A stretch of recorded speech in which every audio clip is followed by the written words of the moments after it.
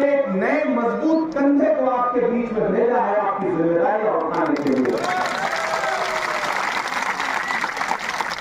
और जब से जफरुल्लाह को कैंडिडेट बनाया है कांग्रेस पार्टी ने, बड़े बड़े सियासी सूरमा परेशान है कि 35-36 साल का नौजवान असेंबली में पहुंच गया तो आने वाले 35 साल इस जगह की नुमाइंदगी करेगा, इसे रोका कैसे जाए?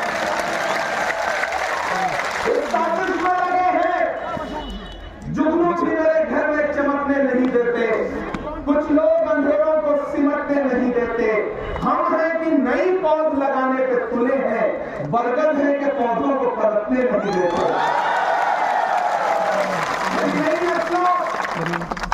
लेकिन मैं आपके जज्बे को सलाम करता हूं। यहां पहुंचने पर मुझे महसूस हुआ कि यह जिंदा दिल लोगों का इलाका है, यह खुददार लोगों का गांव है।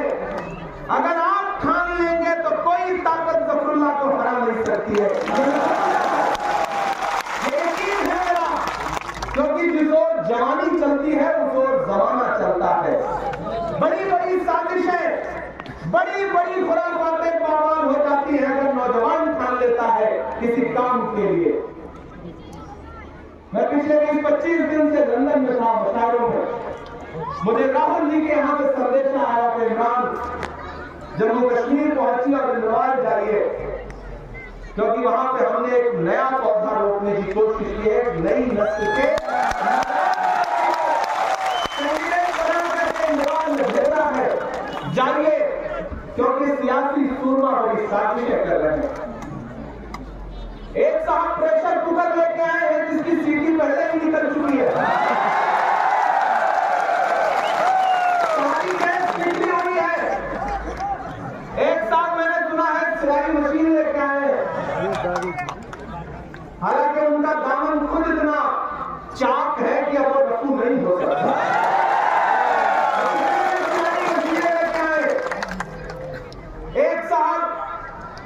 दिल्ली की हुकूमत का पर्चा लेके आए हैं। मैं इंद्रवाल के, बरवा के, अस्तान गांव के बुजुर्गों से कहना चाहता हूं कि नादान हो, इस दौर में क्या ढूंढ रहे हो? तुम जहर की शीशी में दवा ढूंढ रहे हो?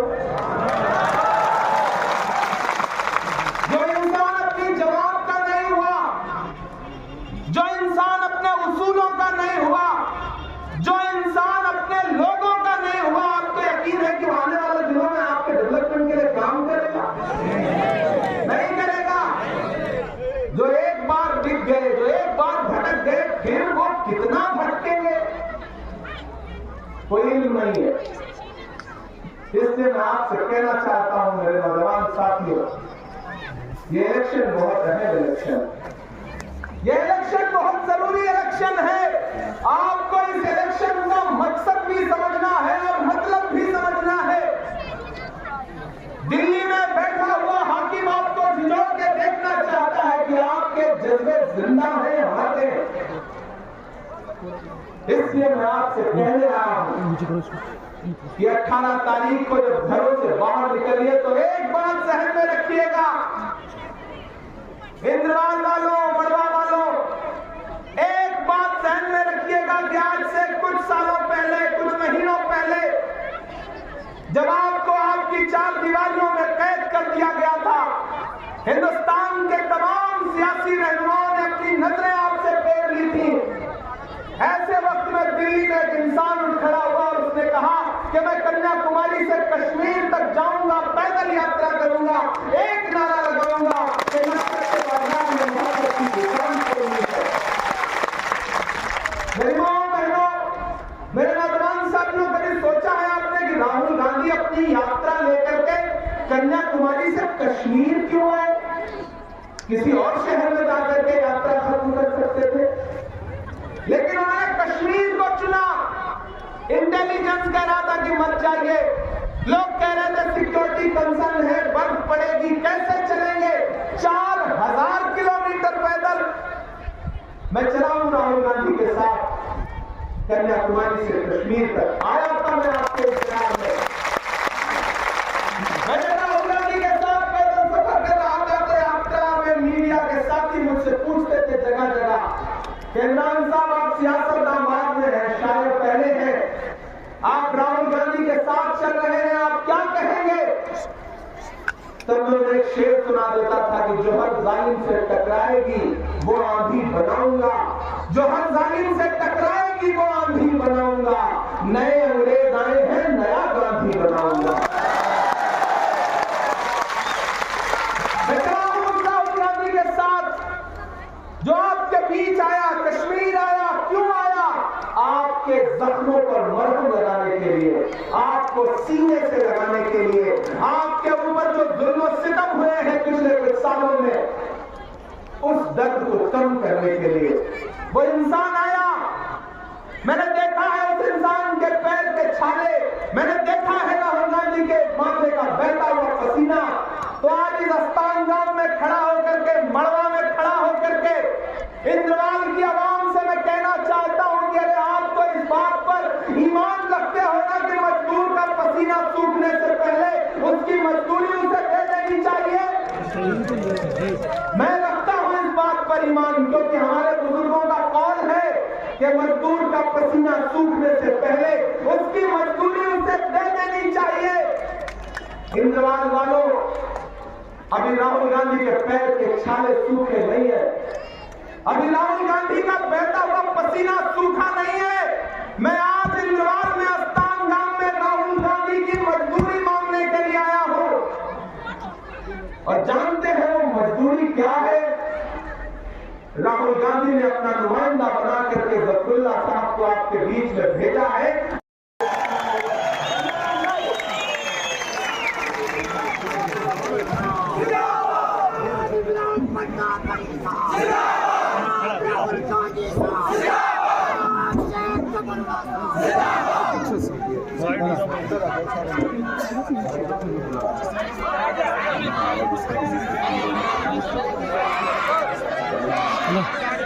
Otherwise, 3AG or something.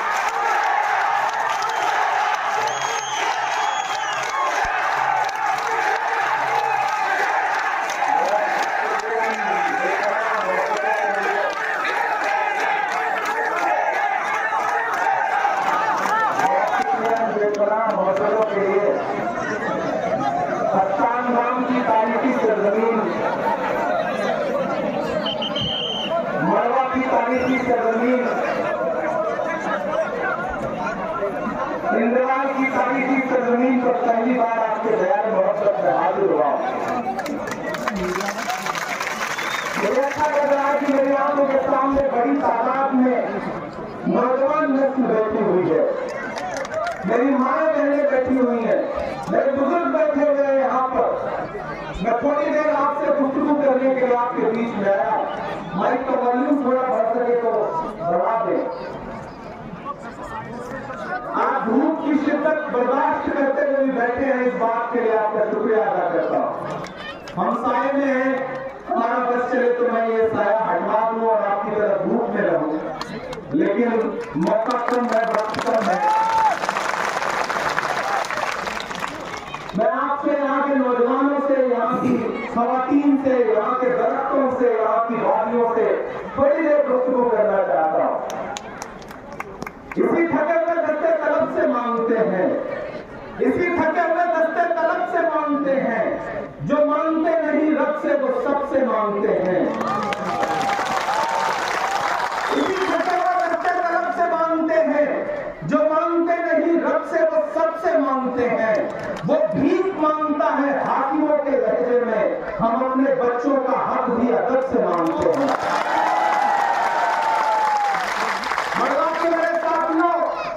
आने वाली 18 तारीख को आपको अपने घरों से बाहर निकलना है और न सिर्फ इंद्रवाल के बल्कि जम्मू कश्मीर के मुस्तकबिल का फैसला करना है।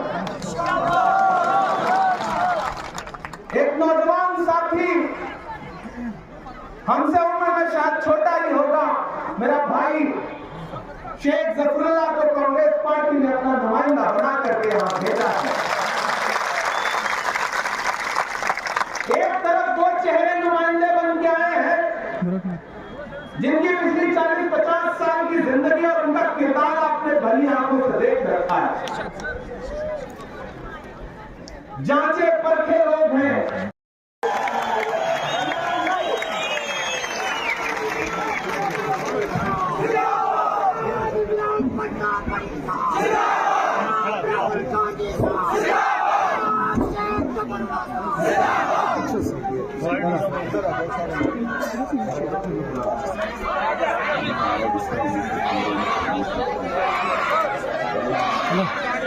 Давай 3 сам.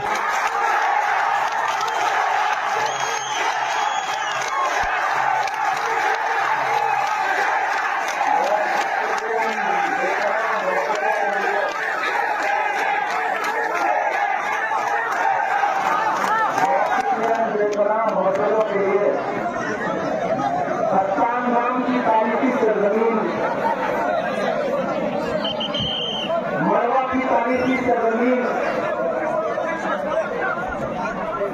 इंदिरा की तारीखी सरजमीन पर पहली बार आपके बयान मोहब्बत में हाजिर हुआ। मुझे अच्छा लग रहा है कि मेरी आंखों के सामने बड़ी तादाद में नौजवान नस्ल बैठी हुई है, मेरी माएँ बहनें बैठी हुई हैं, मेरे बुजुर्ग बैठे हुए हैं यहाँ पर।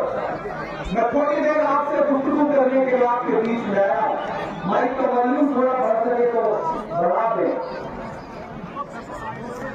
आप धूप की शिद्दत बर्दाश्त करते हुए भी बैठे हैं, इस बात के लिए आपका शुक्रिया अदा करता हूं।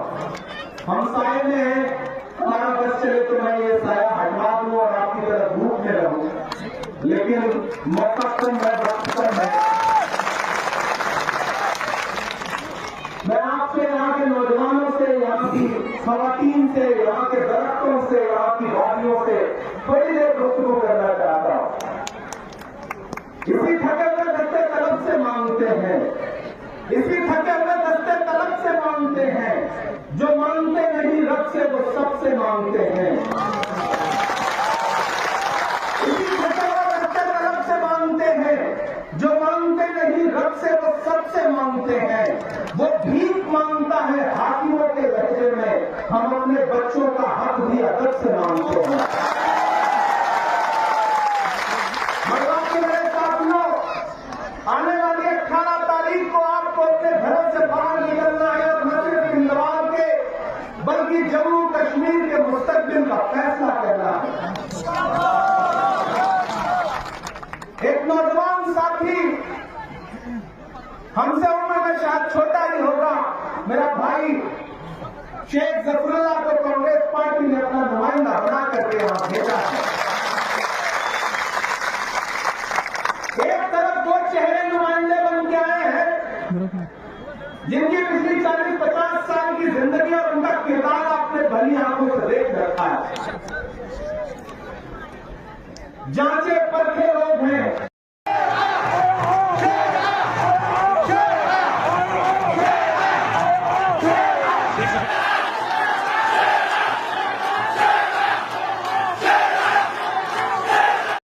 दक्षिण में पहुंचे, आज कैसा माहौल लगा और क्या कहेंगे, क्या पैगाम है आपका इस जगह से? देखिए, बहुत खुश हूँ, बड़ी तादाद में आवाम आई है और जम्मू कश्मीर को लेकर के बाहर जो हवा बनाया जाता है वैसा कुछ भी नहीं है। यहाँ के लोग बहुत प्यारे हैं, बहुत अच्छे हैं और कांग्रेस पार्टी ने, अलायंस ने एक नौजवान नस्ल के हमारे भाई को यहाँ पे कैंडिडेट बनाया, शेख जफरुल्लाह को। हम उनके लिए अपील करने आए हैं और आज जितनी बड़ी तादाद में यहाँ नई नस्ल आई हुई है वो बता रही है कि जिस ओर जवानी चलती है उस ओर जमाना चलता है। कोई भी यहाँ पे टक्कर में नहीं है, एक तरफा शेख जफरुल्लाह चुनाव जीतने जा रहे हैं। इमरान साहब, ये ऐसा इलाका था जहाँ पे कांग्रेस का झंडा उठाने के लिए कोई तैयार नहीं होता था, लेकिन आज ऐसा देखने को मिल रहा है कि हर एक के सर पे जो है वो कांग्रेस की टोपी है, हर एक के हाथ में कांग्रेस का तिरंगा है। किस तरह से आप देखते हैं? देखिए, ये राहुल गांधी की भारत जोड़ो यात्रा का, उनकी मेहनत का असर है कि आवाम ने फिर से उन पर यकीन किया। बीच में कुछ लोग धोखा देकर के चले गए थे, लेकिन मैं तो हमेशा एक शेर पढ़ता रहा हूँ कि कांटे गुल के साथ नहीं चल सकते हैं, बुज़दिल खुल के साथ नहीं चल सकते हैं, रस्ते में जो छोड़ गया उसे जाने दो, सब राहुल के साथ नहीं चल सकते।